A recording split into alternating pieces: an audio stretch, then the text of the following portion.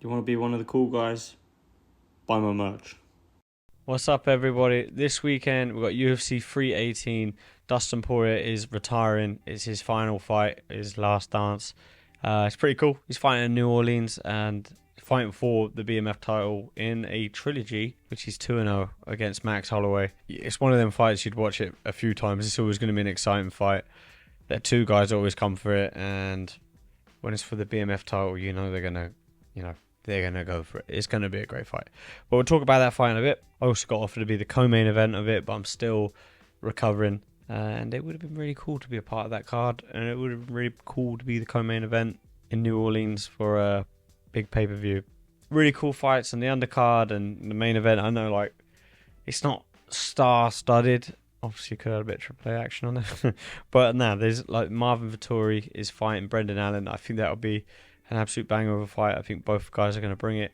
I think it'll be a bit of war. You got Kyler Phillips versus Vinicius Oliveira. I think that's a really fun fight at bantamweight. But I'm only going to break down a few of the main card fights for this one. Yeah, there's some really exciting fights. The first one I'm going to talk about in the main card is Daniel Zellhuber versus Michael Johnson. I watched a bit of Zellhuber. He does some nice stuff. The fight is very long. He is very long. Lead hand control of the distance. He always sort of pouring out a lead hand and controlling the distance. Very good at using that to sort of, he kind of pushes on your forehead. Seems a bit risky for an eye poke, but he's quite accurate with it. He just palms the top of your forehead as you sort of charge in. You sort of wade into range and he sort of just gives you a palm on the forehead and shifts his weight back a little bit, slides his feet out of range. Switch is nice. Throws body kicks pretty good. Throws body punches really nice too. Johnson is, he's been part of some crazy fights. He's got some crazy knockouts. He's one of those guys that are kind of hit and miss. He has some crazy knockout wins on his resume, but then also he's underperformed against guys you would expect him to do great against. Yeah, I just feel with this one, Zellhuber's distance control and his lead hand management is really going to frustrate Michael Johnson.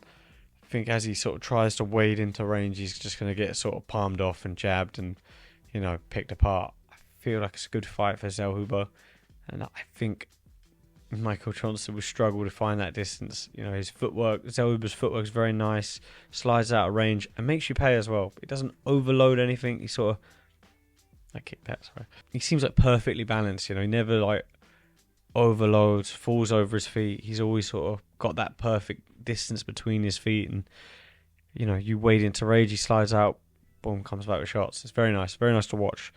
And he switches effortlessly, and you got Michael Johnson switches, but he switches into punches sometimes, mostly.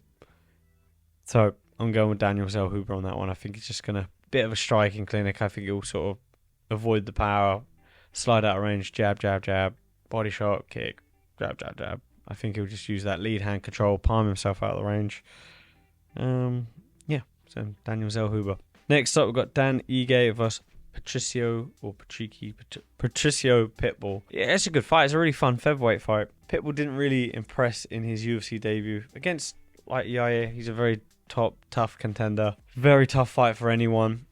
Very tricky puzzle to figure out. Body types. That is a terrible fight for for Pitbull. He's short, stocky, throws overhands to get in range, and Yair is so good at range. He's going to kick your head off from range and just sort of punish you, and it was kind of weird. Pitbull just kind of decided to stay at the end of range and get kicked. I don't know, weird. But also Yair looked great, so compliments to Yair. He looked fantastic. Yeah, I feel like obviously there's talk of Ige's punching power, and you've seen it in a lot of his fights. He hits very hard. He fights predominantly like a boxer. He fights short, stocky, sort of bobs and weaves a little bit, hands tight, and throws hard, and he's powerful, and his game is fucked, so that's cool. I think it makes for a much more exciting fight. I wonder if Pitbull's got power of his own, if he can get into range, and I feel like someone like Ige is going to oblige. He's not going to slide out of range. He's not going to run away and dance about. He's just kind of come in and sort of meet you with hard shots himself. So it makes for a very exciting fight of two dangerous featherweights, dangerous for everyone. They throw big power shots, short, stocky. Pitbull being shorter, often the shorter man in these sort of overhand power exchanges has the advantage. It's harder to punch powerful down than it is to punch powerful up. So, someone like Pitbull, he's always the shorter man. He fights very short. To throw those overhands, it's going to be easy for him to connect those. But yeah, I haven't said that though. I feel like Ige is going to win it. I think he's going to impress. I think this matchup suits pretty good. I think he's going to win the boxing exchanges. Kevin Holland versus Daniel Rodriguez. It's a good fight. Fun fight. Again, another fun fight. D-Rod southpaw, but he kind of like, from everything I've watched from he doesn't really do many southpaw things. He goes left a lot. He's quite flat-footed. He throws his punches from the inside, and he's not like jab heavy. Doesn't really like get his left outside when he's trying to throw his left hand. He throws everything from the inside. Mostly from the Alex Morano fight. Maybe that was something Morano was doing very nice. I just feel like Kevin Holland is the rangier guy. Bit more dynamic. I think he's got a bit more tools to him. Even if you're just talking straight boxing, I think his boxing's a bit more dynamic. He throws a bit more variety in his punches. Both are going to stand and trade. It's going to be a fun fight. They matched it very well. It's going to be a really, really fun card at the top. I just think Kevin Holland's just going to sort of land the better shots on the feet. A bit more kicks from Holland. Probably see some calf kicks as well. Rodriguez fights like quite heavy on his feet, quite flat-footed. And when you got that open stance, I could see that being something effective, like kicking the legs, kicking the lead leg from the orthodox stance with the lead leg itself, like snapping that lead leg. Yeah, I could see that being effective. And you can see someone like Rodriguez getting his legs chewed up. And then you got I wrote a really intensive breakdown for Paulo Costa versus Roman Kopylov. I wrote Paulo Costa will go wild in round 1 and Kopylov will take over round 2 and 3. That's kind of my prediction. That's how I feel. And if he's got enough in the tank into round 2, he might win round 2, make it a very close fight. Paulo's a wild man. You know what you're going to get. He's very fun. He's very fun on social media. He's very funny. Every interaction you see with him is hilarious. He's entertaining. I'm sure he's going to turn up with some secret juice and secret juice merch. But yeah, you know what you're going to get. It's going to be insane. He's going to turn up. He's going to go crazy. Probably gas out unless he knocks him out in the first round, and then Kopylov will start picking up the pace and landing some better shit. I think Kopylov wins. I think he wins a decision. I think he's just going to hang in there. And the thing is, when you fight someone like that, it does all this crazy stuff. It is tiring also because you get overwhelmed. There's a lot of information coming at you. You have to respond to everything. You can't just... It's not like boxing where you can hide under the big gloves and sort of weather it and wear the shots. MMA defense tends to be a bit more footwork than arms because literally kind of just got that. And a kick hits you around this, it still hurts. You've seen people still get knocked out. You've seen people break arms and wrists and stuff like that from blocking kicks. And, there's not a lot of room to block a punch here. If I could do that, but then I can't see it. There is a lot of guys I've seen fight like this, but, it ain't boxing. So, tend to use a bit more energy to defend. Anyway, we've got the main event. You got the BMF champion, Max Holloway, coming off of his first knockout loss. He got knocked out by Ilia Topuria. I mean, if you're watching this, I assume you probably know something like that. He got knocked out, and he got knocked out pretty bad. His chin was like notorious. It became, I think he has the record for most shots absorbed and most shots landed. I think still, but when you put it on the other side of on the other foot, you put the shoe on the other foot with the most shots absorbed, and like. I don't think he'd ever been knocked down or dropped. I know Gaethje stumbled him. I don't know if they counted that officially. But, I hit him with some fucking hard shots, and he seemed pretty solid there. Gaethje, everyone knows how hard Gaethje hits, and he got wobbled one time. Looked more like a slip than anything. Ilia, very accurate, very powerful. Managed to hurt him and then follow up and finish. There's always the asterisk. Is it mileage? Is it an accumulation? They do say you have a total number of shots you can take before your chin just sort of goes, nah, fuck this, I'm out. But then, Topuria's done that 3 times in a row, so it's hard to say his chin's gone. Maybe it's just Ilia Topuria's super accurate. Maybe Holloway's onto something when he said they just look at the names, they don't look at the situation and things like that. But regardless, he got knocked down in his last fight.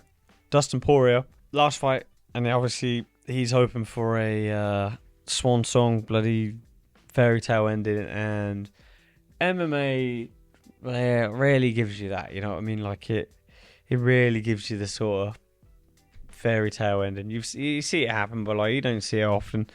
I think Robbie Lawler had it. I guess John Jones in a way had it, but he kind of tainted it by hanging around a bit too long. But yeah, look, let's see. Dustin Poirier, obviously, he kind of had the revenge against Conor McGregor. He beat him twice, obviously the ankle snap in 2021. Dan Hooker, they had that absolute war. He lost to Khabib before that, and he beat Holloway before that. I didn't know that was the fight before Khabib. Then he's been on a lose situation in his last. Obviously, they're all elite guys. He got subbed by Oliveira, subbed Chandler, knocked out by Gaethje, knocked out Benoit Saint-Denis, and then Das by Islam Makhachev. Obviously, all elite of the elite. He had his title shots. It was kind of like the comeback story. He has a great story, to be honest, and like he stuck around at the top, and then things weren't going great against Benoit Saint-Denis. A lot of people in his position would have tried to avoid that fight, maybe in his position, but he jumped a few gillies and got the win with a knockout in the end.